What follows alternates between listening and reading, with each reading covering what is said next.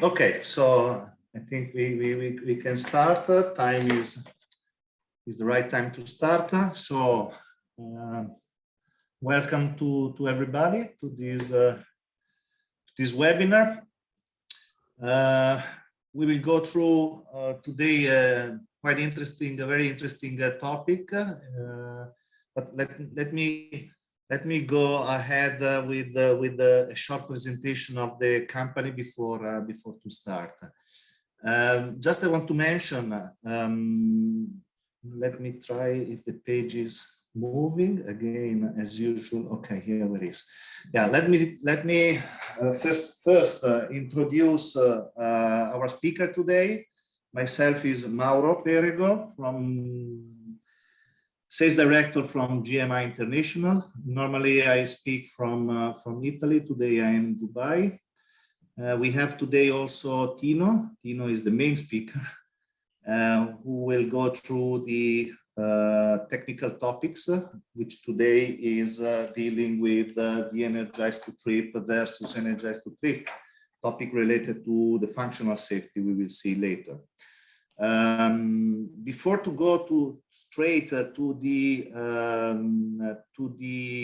topic, I would like to share some few words about the company. I will be very short. I know because the interesting topic is explanation from Tino. Want to mention a couple of things before. First, we are going to record this webinar, and you will see this webinar if something is missing with you, if some topic need to be better understood and you want to review the webinar, you have the chance to get it from our YouTube channel. After the session, you also will receive a copy of the PDF file of this presentation. Again, if you have anything you would like to go through better, you have the chance through the presentation, and you will see our contacts name as well. So you have the chance to forward us an email in case of anything is need to be discussed deeper. We have here the possibility. You have a question and answer box available, which you can use during the webinar to raise questions. Even during the presentation of Tino, I will be monitoring that, and I will interrupt Tino to raise the question you're asking for. Finally, I want to mention that at the end of this presentation, we will have a question and answer section. We collect some of the questions from you during the registration or from previous webinar on the same topic, and we will go through. So it's a way to touch some point, maybe some application issue, which you may be interested in looking for. The same way you will receive the PDF file, also the question and answer. And let's say that's all from the organizational point of view. Just let me give just a few words about GMI. GMI is a company who's dealing with safety equipment, and we deal with functional safety equipment. So most of our equipment are SEAL certified or intrinsic safety equipment. So safety for us is one of the main topic, is our main topic, and we look for safety during the design stage of our product, during the production stage, and during the support to our customer. You find our equipment in many automation and safety packages like DCS, ESD, fire and gas, BMS, turbo machinery, HIPS application, and so on, in many of the industrial sectors like oil and gas, chemical, petrochemical, and so on. Let me check. Okay, so where we are? Okay, we as a company, we are Italian company based, but we are present almost in all continent with offices, with subsidiaries, with partners locally. So in case of any need, you can get in touch, or you go through our website, you can check where we have our installation. As said, we make of safety our core topic, and everything we do, it is in relation of safety of environment, people, assets of a company. That's why the quality for us, it's really something very, very important. Everything we produce, it is tested 100% before to leave the production stage. And we are so confident about the quality of our product that we give as basis the 5 years warranty. Let's go ahead. Sorry. Okay, this is kind of short list of certification confirming that we follow all quality requirements to produce and to handle our products, as well as you see beside the slide a lot of symbols. All these are confirming that our products are certified to be used in many countries. A lot of countries has their own certificates or certification process, and we are following, of course, that. So anybody would like to use a GMI product can be granted that we have almost all certificates to fulfill the requirement of the local installation. This is just a short page, one page, and a short list of our portfolio. So we range from intrinsic safe barrier and safety relays, passing through isolators, power supply systems, multiplexer system, as well as hard multiplexer and surge protector. We are also let me say, a dynamic company, flexible company, and we have also a lot of standard or customized termination board in order to be interfaced with the main automation contractor systems, whether they are DCS system, PLC system, or ESD system. Finally, it's not a product, it's a service that we provide. The last bullet you see with the two symbols, intrinsic safe and seal. We have a department, dedicated department for intrinsic safety, as well as for functional safety. Tino is our functional safety director. And through this department, we provide to our customer kind of support in consultancies, in all things regarding the seal or intrinsic safety. And through this department, we are arranging, with the support of Tino, this kind of webinar that we are going through today, as well as we organize as a promoter functional safety training, as well as cybersecurity training. But I guess that during the speech of Tino, we will have the chance to touch that point. Let me see. Okay, this is the very last page from my side before to leave the speech to Tino. This is just a short list of a typical GMI customer, ranging from system vendor through EPC contractor, OEM, and end user. Of course, we have a lot of other kind of customer, which are system integrator and many other machine builder and many other kind of customer who purchase from GMI, benefit out of the GMI product. But I promise it to be short because I want to leave more space to the topic of today, the energized versus energized. And I will not spend any further word on that. I will leave the speech to Tino. Okay, thank you, Mauro. And thank you for GMI to give us another opportunity to touch some general topics. As Mauro was mentioning today, we have a topic selected for you, which is called de-energized versus energized. So typically it's de-energized to trip your safety function, and it is energized to activate your safety function.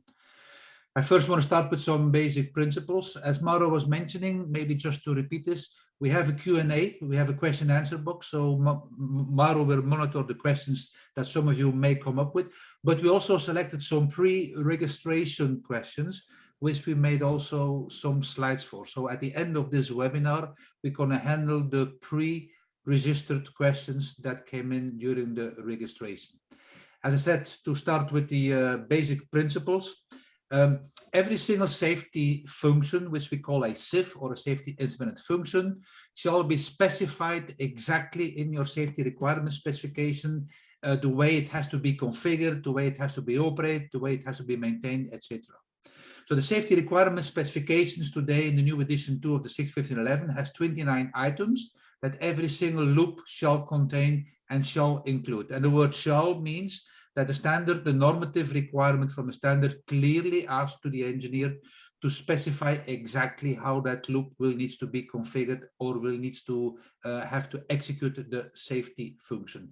Of course, it goes without saying that you can never write enough details for other engineers to understand how items need to work. So there is a bit of help in the standard saying that those 29 items will also include things like, will it be a de-energized to trip function or will it be an energized to activate?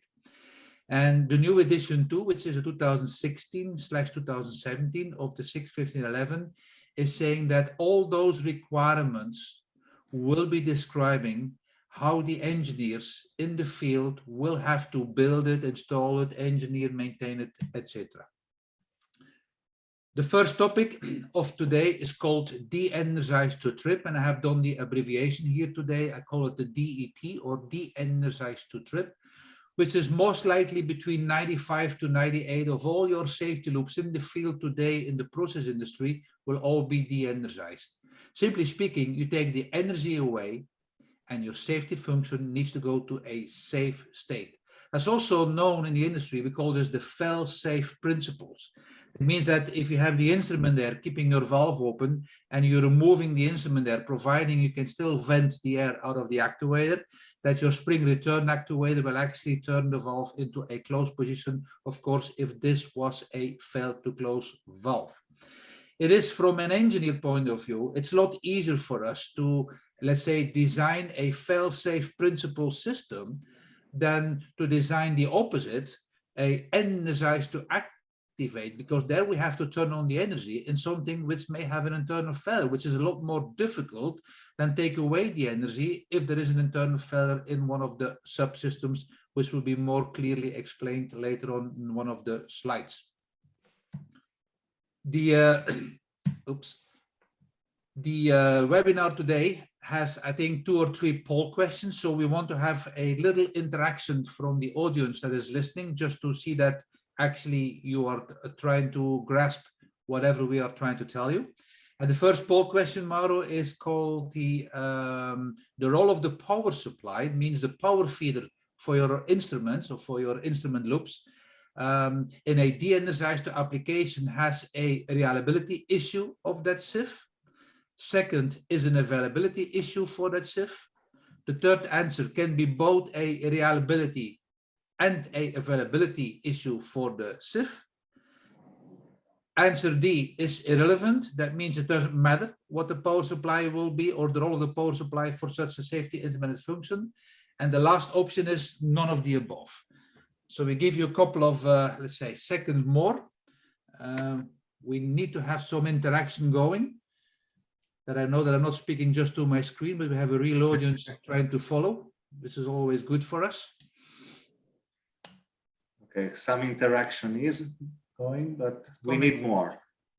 We need more. And then at the end, of course, I will tell you why did we select here a specific answer, which we believe is the most correct and the most complete one. So we need further 3 or 4 clicks, and then we can. Okay, clicks are coming. Clicks are coming. Okay, good. Clicks are coming. Thank you for that. Very good. I would stop here, Tino. Okay. All right. Thank you. And then I can share the results so that you can comment on that. Yeah. So the results is showing us here. We have a mix. We have actually all 4 answers, which were clicked by certain people. The first one is saying it's a reliability issue of that SIF. And I would say it's certainly not wrong, but it's also not the most complete answer, as you can imagine. The second one is saying it's an availability issue of a SIF. And remember, we are here in a de-energized. That means we are saying to ourselves, remove the power, go to safety. And still, your power supply / power converter for your instrument loops plays a certain availability issue.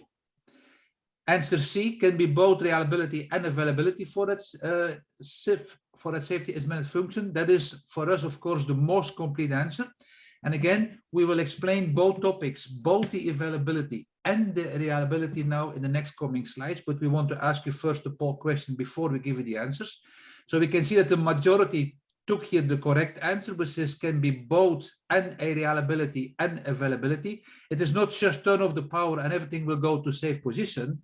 There is a little bit more to that, and I will explain that in the next coming slides.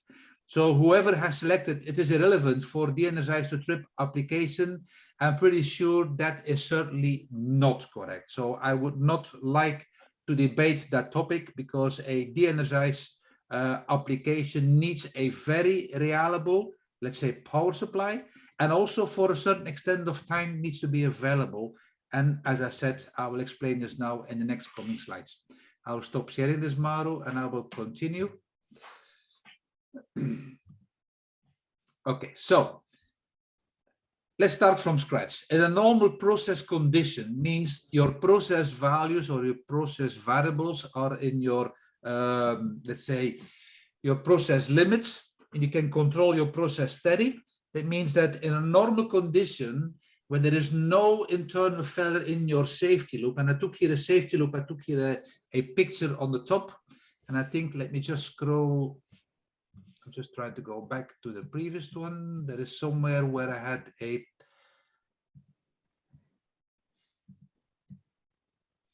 I think we missed that slide, Mauro, here, but okay, it doesn't matter.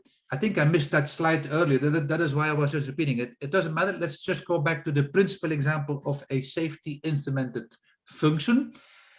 That's the symbol that I just saw on the next slide. That is why I was just out that I already explained that slide. If you take a single loop, single means a 1 out of 1, a 1 out of 1 sensor. Oops, what is happening now?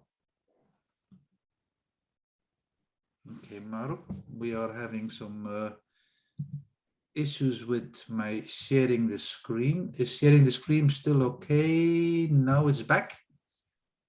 Can you just confirm, Maru, that it is back on the full screen? Yes, he's back. He's back, Tino. I don't know what happened. Anyway, it doesn't matter.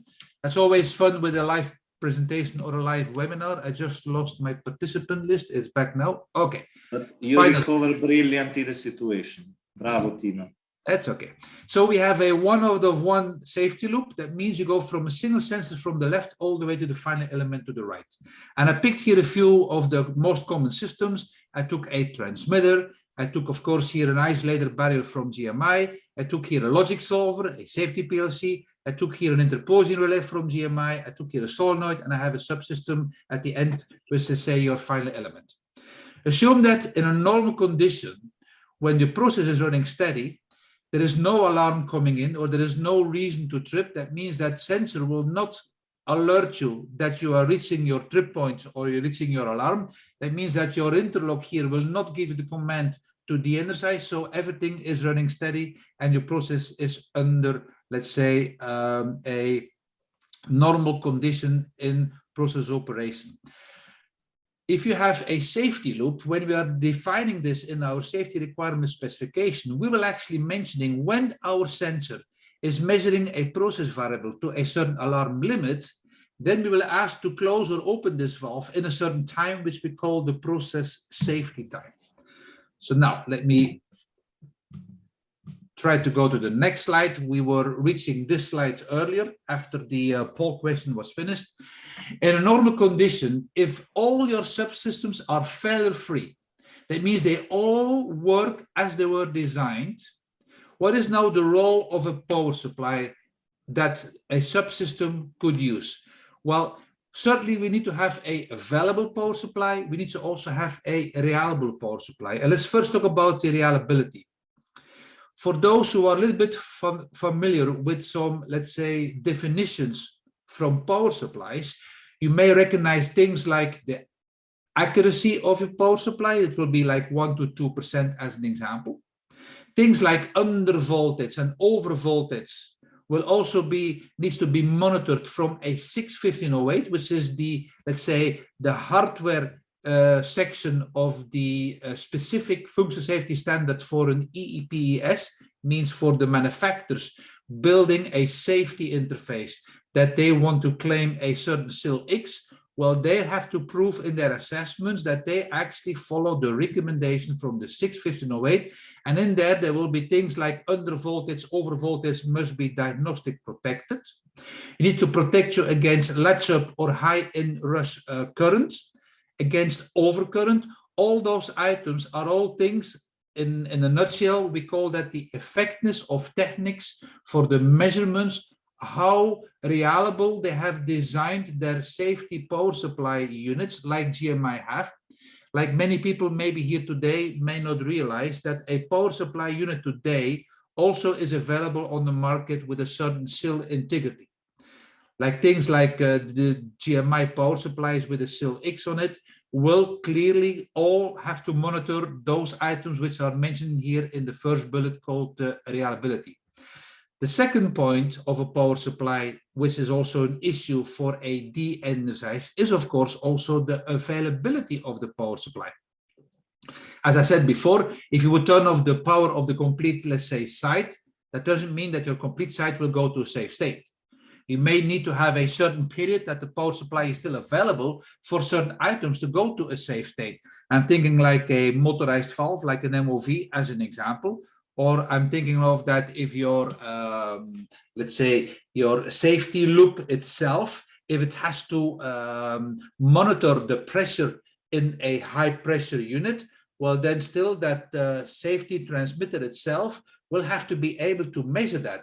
That means there is a certain key issue also here on the availability duration, also of, for instance, the availability. When you have multiple power supplies, you will work like with load sharing, with backup power supplies, etc.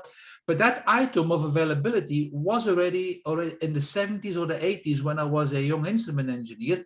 We were already building redundant power supply with some load sharing over some diode bridge to the field. So we were already thinking of that if one power supply is not available, I may need to have another one. We were also having things like a battery backup, like a UPS power supply, or we had like a diesel generator. That's all things for availability, but not for reliability. We're putting those two items, reliability and availability, in one box, like GMI has done. That is what brings you a SIL integrity on a power supply. As I was mentioning here in the last bullet, there are specific webinars from GMI who are going more in depth of the role of a power supply in such a safety instrumented function. And the last bullet here, in a normal process condition, we're also depending very heavily, of course, on the quality of instrument there and availability of instrument there that you have available for your instrument. You can imagine if your instrument there is, for instance, not as the quality that the design specification of that final element is requiring, like moisture, or you can have maybe some particulates, some particular items in your instrument there, that can maybe have your final elements also failing. So that also will play a certain role. Now, to execute a safety function, let's just start here on the symbol on the right top of the slide. When I have to go from left to right, that means once your sensor is measuring that something is going to the trip point, then your interlock in your logic solver will have to give the right command to your digital output module. That may go over an interposing relay, because some of the digital output modules may not be able to, let's say, having the correct current for your final elements or for your solenoid. So therefore, you have to go over an interposing relay. So typically, if you use a de-energized to trip, the digital output from the safety PLC will actually de-energize, open the contact. If you're using an interposing relay, that means that the interposing relay will have to remove the power to the field in the hope that the instrument there will be blocked to your, let's say, final element, to your actuator, and the actuator can actually vent the air. If you have a spring return example, as I mentioned before, it will go to the close position. Let's go more in depth and let's look into the role of a interposing relay when you go in a de-energized to trip example. And majority of the safety PLCs today, they will have some diagnostic, even when you have a de-energized to trip functionality, they also have some diagnostic feedback signals that will go back into their, let's say, the criticality of the CPU modules will have a diagnostic. For instance, I give you a simple example. Assume that your digital output module from your interlock is been giving a command to go to 0. Then the digital output module from the safety PLC will actually measure the final element, which is the final screw of the digital output module. Is the 0 to the field being provided, yes or no?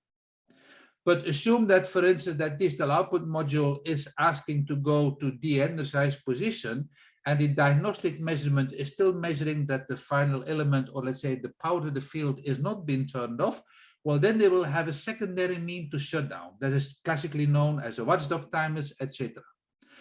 But once you go over an interposing relay, that means you're putting an isolator between your, let's say, your digital output module from your safety PLC with your field installation. When you go through an isolating and you go to a interposing relay, that means that sometimes maybe your interposing relay will block you from giving the, let's say, field feedback of what the field really received.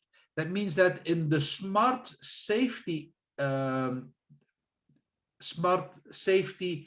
just looking for the right name here, safety relays, like GMI is providing, they will carry over this diagnostic feature, which I just explained you. Like, for instance, they can monitor the line, they can monitor the end of line resistor, etc. They can monitor that, and they can feed back that signal even back into your, let's say, control system, if it is now a DCS or BPCS or a safety PLC.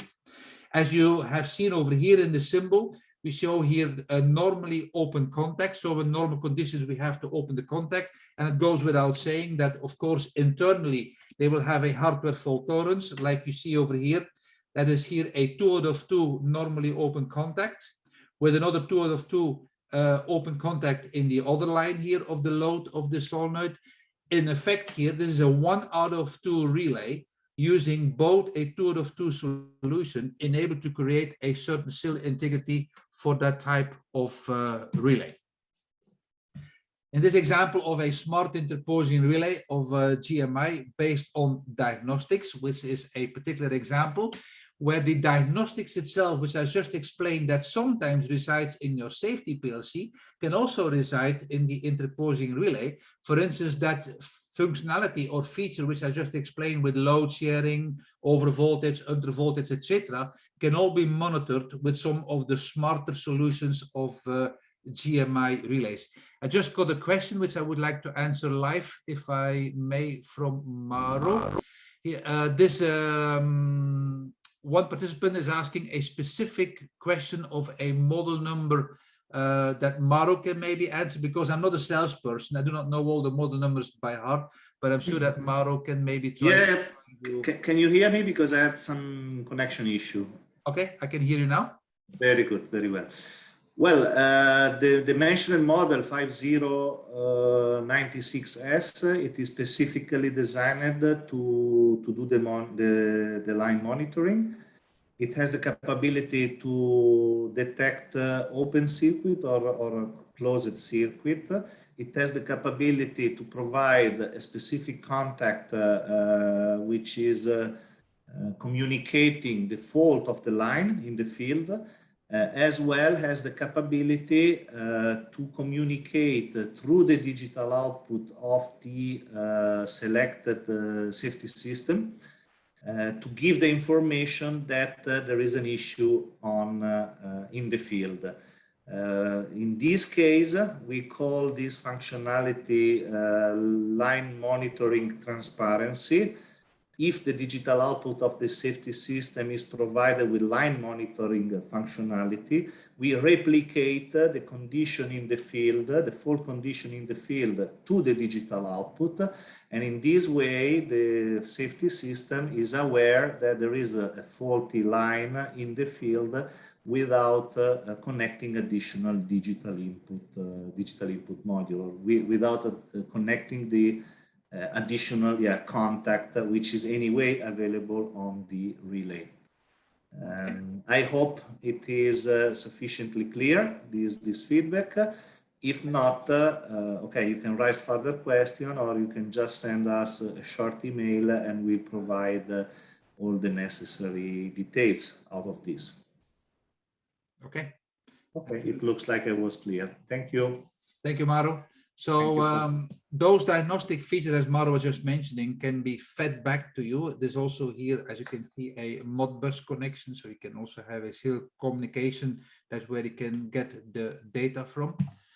I'm just trying to advance to the next slide. Okay, so here we have an example of a smart interposing relay, which is another type I see in the question. This is here, whatever type number I've been giving here by my colleagues from GMI. On the left-hand side here, we have a normal condition. That means normal, the load is on. The contacts are here closed. So that's here fed by one of the power supplies here from GMI, which is by memory on the picture. That's also one of those SIL power supplies. So they are providing here the power to the field. Now you see here when the load is off, here even when the load is off, they can also do some earth leaking detection. They can also kind of a diagnostic information, which can still be also measured even when the load is off. And that's also quite unique for those type of interposing relays. Going to the next subsystem, which is a solenoid. It's often the smallest component in your safety loops, and not surprising, it's also one of the, let's say, items which is most likely to fail when you will need it, since, for instance, the solenoids or the final elements are not moved frequently. They're typically stuck in one position. And I took here a very extreme, let's say, safe solution, which is also some internal, let's say, redundancy. And this is coming from a ex-co-worker or a colleague of mine from in the older days, running a company out of Houston in USA. And as of a courtesy here from Safeplex, I took here the picture of a SIL stroke 3 box. This is a junction box that you can see over here, which is replacing this one small solenoid over here. And this one small solenoid, which they replace here with the junction box, which is stainless steel, let's say, solution, has in the front all kinds of push buttons and indicators. And when you open the box, you can see here mechanically, we see here like two manifolds connected here to this middle box. And the middle box, you can either go left or right here with this one selector. So it is actually providing you either you go to one solution on the left-hand side or to the solution on the right-hand side, or when you put in the middle, you go back to a 204D. There were two solenoids here on the top, two solenoids here on the right-hand side, two on the left-hand side, with two pressure measurements on the left and two pressure measurements on the right. They do continuously block and bleed here in this PLC, which is here on the top. And this is the kind of a solution which is replacing this one solenoid for a very simple reason. If your one single solenoid is stuck in the open or closed position, it will not move. Here they have a 2 out of 4. That means they have the potential, even when there are two hardware, let's say, mechanical failures in 2 of the solenoids, and the 2 other ones are still working, they can still provide you with a safe solution. This is just to prove your point that every single subsystem, the question will be, will it work in case of an internal failure, yes or no? And last but not least, in our safety loop, we come to the final element, which by, let's say, statistical measurements in the field, more than 50% of all the failures worldwide are always the final elements. So clearly we are in, let's say, in trouble with the final elements, since most likely in your solutions, it's only configured as a 1 out of 1 because they are expensive. You go redundant on the sensors, you go redundant on the barriers isolators, you go redundant in your logic solvers, you may go redundant on the outputs, but once you go into the final elements, starting from your interposed relay to your real final element, that is where we typically see a 1 out of 1 solution. That means a one-of-one solution cannot have an internal failure, otherwise you will not be able to go to a safe position. Now, especially when we are looking into the market today, we see that there is a lot of confusing towards SIL prediction on subsystem assemblies. And the last bullet here is giving you a hint that there is still, it's not out today. I was hoping by 2022 it would have been out, but it has not been released according to my understanding. But there is a new functional safety standard specifically being in, let's say, development for final elements. It's under the reference here of Sinelec, which is Technical Committee 69, which is the work group number 1, which is this reference here 1456. That is the reference of the standard that will be in the future dedicated for sub-assembly, let's say subsystem assemblies, because that is today what we struggle with. You may have, for instance, a actuator with a SIL X, but you may use a ball valve from a manufacturer with no SIL prediction. The question is, how do you actually predict now the availability of this one single final element?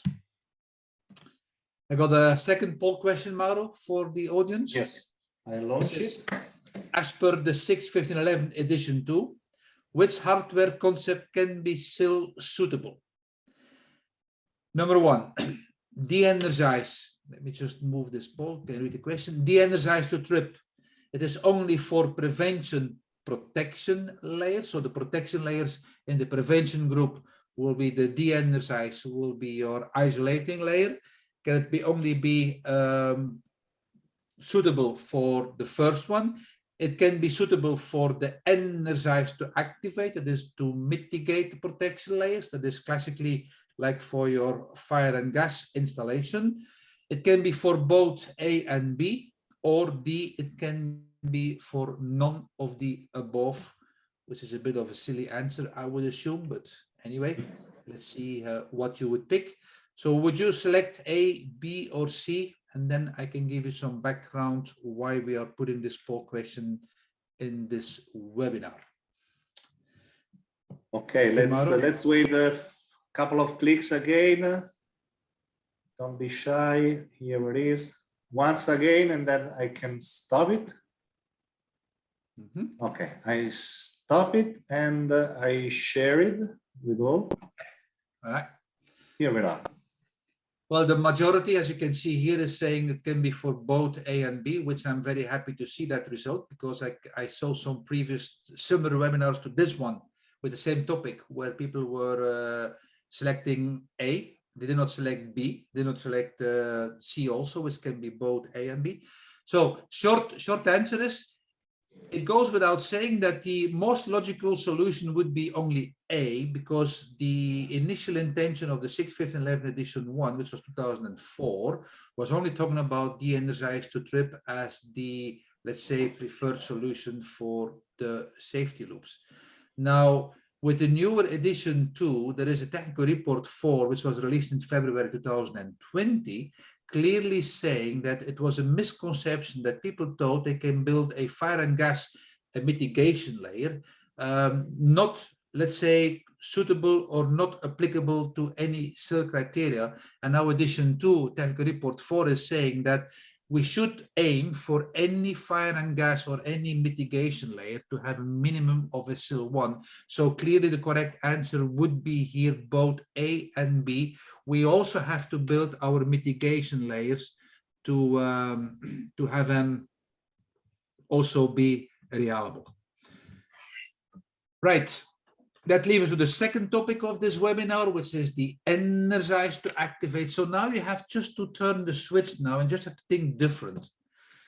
Now, when something happens in your field, now we have to energize the final elements, the final actions in order to achieve our safety position. As an example, most logical example is here a deluge valve or a sprinkler system. That means we have to start the engine, we have to have the water available. The sprinkler system has, or the sprinklers have to open and able to actually deluge your fire in the field. So that's all a classical example of an energized to activate. Another simple one, which may be sometimes misunderstood, is the flare system in your installation. That's also an energized to activate. We have to open the action to the flare, enable to actually mitigate the consequences of whatever event is happening. But an energized to activate, which I abbreviate here as an ETA, which may not be confused with the event-tree analysis, which we also sometimes use the ETA, but here in my webinar, the ETA is an energized to activate functionality, can never be, and I repeat, can never be fail-safe. That means that's a whole different item to engineer than a de-energized to trip. Because now when we do have in our, let's say, subsystem architectures, in our hardware concepts, where we do have an internal failure, we will not be able to go to the safe position so easy as we could do with the de-energized to trip. So the power itself, which came again from the same power converter, power supply, is playing here a very crucial role, because the availability of the power supply becomes also here your reliability of your functionality. And that is, of course, a whole different story than we just have seen with the de-energized to trip. In normal condition, the loop has no power. That means in normal condition, when your functionality is okay, there is no reason to activate the output. But the moment there is an abnormal condition going on, you have to activate the digital output, enable to actually provide the power to the field. And that is where you see in your safety PLCs, when you have a line monitoring digital output, that means you are dealing with an energized to activate output. Because in normal condition, the power is off, and they are trying, as Maro was explaining with the safety relay, well, those digital output modules, some of them, they have the line monitoring inside the module, but if the digital output module from the safety PLC cannot actually power the load to the field, you have to go to an interface, then you go through a interposing relay, and that is where the line monitoring from the interposing relay becomes also a crucial role to your complete success of your loop. So more to the point, there are some safety PLC vendors that will mix energized to activate with de-energized to trip into one platform, that need some, let's say, special engineering skills to understand how you can actually use that and how you can actually mix that. But if you think about that, how often, if you are having some experience in the field, have you recognized a spurious trip? Spurious means there is no reason. Sometimes we call it a nuisance trip or a spurious trip. That means that when you have a de-energized to trip, often you see your shutdown system being activated for no reason. That means that the power is gone, or maybe digital output module is losing the power, or maybe someone cuts the line, you're losing an instrument there. Whatever is the reason, you go to a safe position. But how often have you seen a spurious trip on, as an example, a deluge system? How often have you seen a deluge system starting? Not so often, and there is also a reason for that. Because in that configuration, we have to think about that if we need it and we do have an internal failure, can we still activate it, yes or no?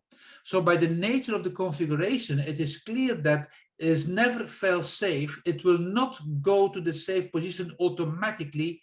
So that means that when an energized to activate installation, you will need to think about how can we activate the power to the final element in case that I will need it. And as I explained here in the second bullet, the line monitoring functionality will be playing a very crucial role for us in able to achieve that. And I made here an example, and I think by memory, I got two examples. One is called the direct solution. That means that the normally open contact from your safety PLC will be translated into a normally open contact in your energized to activate interposing relay. That is here the example given here by this relay from GMI. And here you have the normally energized or normally de-energized load on their contacts. You can also just do the opposite. You can use a de-energized relay input to energize the output. So sometimes what you will see in the field is that people will use de-energized to trip digital output modules from their safety PLCs, but the energized to activate functionality will be inversed by the interposing relay itself. And that is why that I said before, if you mix those two solutions into one platform and you will invert or you will go direct by the interposing relay, that is what will need to be looked at very carefully in your engineering or in your design of your safety loops. As a conclusion here, de-energized is the only fail-safe solution. I hope that is what you take away from this short webinar. Energized to activate can never be fail-safe for several reasons. It's a lot easier for an engineer to design, maintain, and understand the prevention layers for de-energized than it is for the opposite, for the energized to activate. Frequently taught that the de-energized doesn't need a reliability power supply or a reliable power supply, which is of course also not really true, because we explained that the diagnostic capabilities like that over voltage, over current, etc., is something that needs to be supervised, needs to be monitored. That's also why we are providing those SIL power supplies from GMI. And as I mentioned in my webinar very briefly, the latest report 4 from February 2020 released from the 6.15.11 edition 2 is now also clearly asking us for all those energized to activate to build a reliable system. As Mauro was saying, we are not only supporting you with training, but also with service. We have 6.15.11 service for all kinds of different activities. We also have the cybersecurity support for the 62443, which is known as the OT security standard. We do provide, of course, also with training, which is still my personal main activity, is to conduct some competency training, mainly on functional safety for the 6.15.11. I do have a other co-worker and a colleague who is giving the cybersecurity training, both the fundamental and the security risk assessment. All of those 3 courses are under the umbrella, under the supervision, under the license from the TOV Ireland. So when I do those courses with the help of GMI, the final target is that once you pass the exam, you have your personal, let's say, competency evidence that you are, let's say, certified to a certain competency know-how, either in functional safety or in cybersecurity. And of course, for GMI, I'm doing the in-house training seminars and the webinars as we have just completed. Let's hear one of my favorite books. That's the GMI SIL or Safety Implemented System, which they supplied by memory more than 50,000. It was 50,000 2 years ago, and I'm sure they keep on shipping them. So I'm sure they are close to 55,000 books now. That's the book where I wrote in chapter 7 and chapter 8, the 6.15.11 edition 2 executive summary. And in chapter 8, I wrote you a safety instrumented function example as part of the safety requirement specification, including also the whole story again of those power supplies, interposing relays, etc. With this, Mauro, I would like to stop sharing here. I kept my time, looked my time to 38 minutes. So for once, I'm nearly inside my time barrier. So you can now finalize with the Q&A that we collected. Yes. Will you share or shall I share? I can share, that doesn't matter. I have it open somewhere. Let me quickly go into the file. The Q&A is over here. Okay, let me share this. Then I go in my Zoom and I share the Q&A. And now I give it back to you. Yes, I'm here. I ask for the control. You should give me. Okay, you have control again. Okay, and now we have a few questions to which we will go and give some relevant answer. So this is the first, Tino. Okay, the principles of an emergency shutdown system and fire and gas system ? I assume that we have answered, but I think I kept the answer also in here. Okay, Mauro, you can just proceed to the next slide. Thank you. So for an ESD, the principles clearly, as we mentioned, the basic principles, as I mentioned before, 95 to 98% of all your loops will be of a de-energized to trip principle. That means remove the power, cut the wire, remove the instrument there, go to safe position. That's the very simple explanation which we can give here. Opposite for fire and gas, typically all the fire and gas installations that I've seen are working in the energized to activate activities. That means that we have to energize the load to the field, enable to go to a safe position. And as I said before, it's very unlikely that you will see a spurious or reduced trip on that. Also, that's never fail safe. Yes, Maro, next slide. Interested to know if the use of the SIL-rated power supply influences safety functions in fire case scenarios. Well, that was just briefly answered, but we can do this again. It's a little bit more detailed, so that's also why it is interesting that GMI will send you also this PDF in a electronic form, so you can read this again. But the choice of a power supply in your safety loops is a very crucial point that you have to think about, which many people are, of course, not doing that. They say, well, we have a redundant power supply, Tino, or we have some UPS, or we have some other, let's say, redundant available power supply feeders to us. Well, that's all great and wonderful. But the question is, not only availability here, but what is the reliability and how is this monitored? And the reason why I'm so strong on this topic is that I'm coming back in memory of an incident in the field. It was in Europe. It was an offshore platform where the offshore platform was actually not being able to go to shutdown position while there was an overvoltage damaging final elements, where the, let's say, integrity of the system did not recognize that the overvoltage occurred, leading into that the safety elements would not work and go to the safe position when needed. And after investigation, when the accident happened, clearly showed that it could have been prevented if they would have used a SIL integer power supply. And the SIL integrity of the power supply, when you are talking to a normal, let's say, instrument engineer, you will say, well, the power supply is needed for me to provide the power to do my functionality, which is correct. However, specifically in the SIG 1508, in that part number 2, which is the hardware section, there are things like, and I repeat them again here, there are things that we have to monitor, supervise, and combine them. We call that in the diagnostics to detect and try to protect things. Not only the accuracy, because when you have an under voltage, as an example, maybe your smart transmitter with a certain under voltage or over voltage may not work correctly. Same maybe to your solenoid. A simple solenoid, when you have an over voltage or an under voltage, maybe that solenoid may not work correctly. Also, when you have like a spike in your, let's say, current in your loop itself, when the spike is maybe so fast and your fuse is so slow, maybe your final elements will be damaged before your fuse will even recognize. So all those kind of examples may be a reason to consider a reliability also on your power feeders, power supply, or power converters.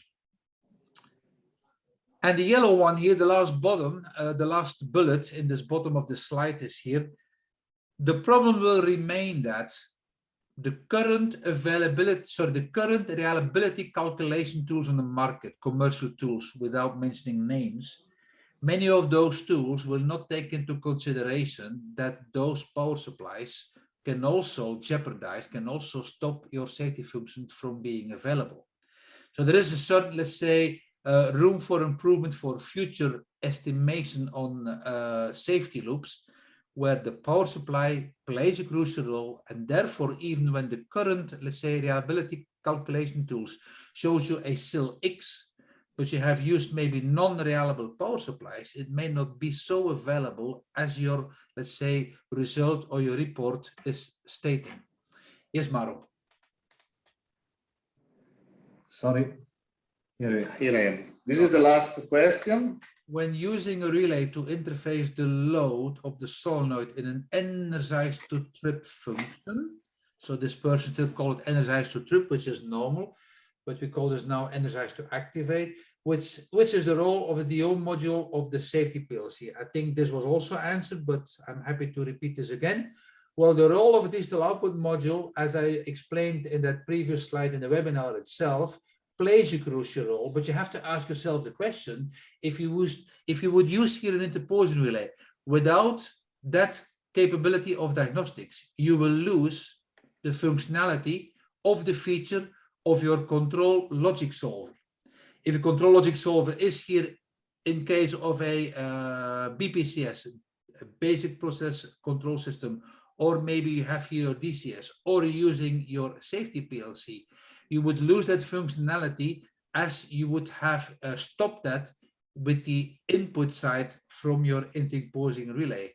So most of the digital output modules itself, they have a kind of a functionality, and we want to carry over that functionality all the way to the last, let's say, final terminal, or maybe your end of line resistor towards your junction box, whatever, to your final element, or maybe the solenoid load of the field.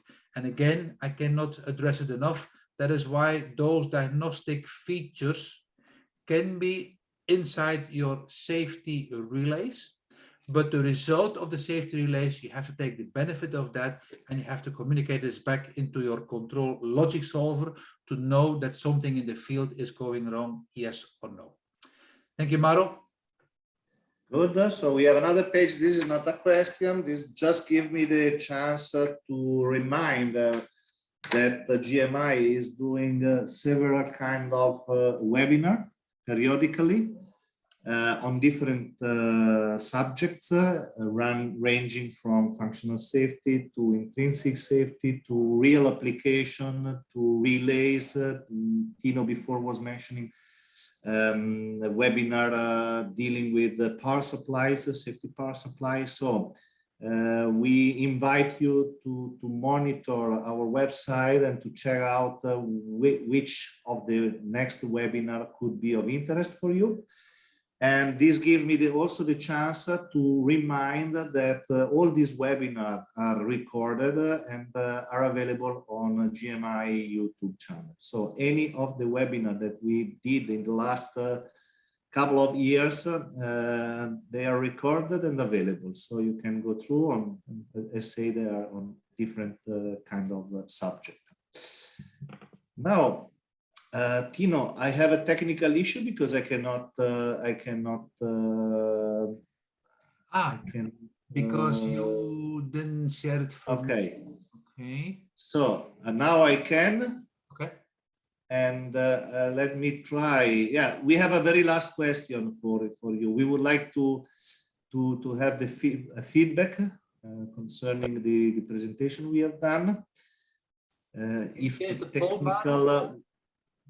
the technical thing will assist me, here I am. So you should be able now to see the question. It's very easy question. And okay, beside this comment that you are giving, for which I can tell you, I thank you very much. Again, we mentioned that you will receive the presentation on PDF. You will see our contact details. Feel free to get in touch with us, with me, with Tino. We will be glad to support you. And if you have in mind a possible subject for a next webinar, we will also evaluate that if you send us, if you drop us an email. So thank you very much for that. Thank you very much for your participation. And we look, let me say, I stopped the questionnaire and I show the result. It looks like you, Tino, did perform very well. So again, also thank you very much to all for this kind of feedback. And that's all from my side. So I wish you all the best for the rest of the day, for you, week. And we look forward to meet you on a next webinar, or if there is a possibility, the chance would be glad to have the chance to meet you in person. Okay, thank you, Mauro. Thank you for everyone. Keep it safe. And as Mauro was saying, watch the website from GMI for new webinars to come. I think we do one later on this month again on function safety, Mauro, but I've got the topic already. Yes. But I'm sure it will be reminded. Okay. Yes, I'm sure. Okay, so thank you. And we can close the webinar here, I think, right? Yes.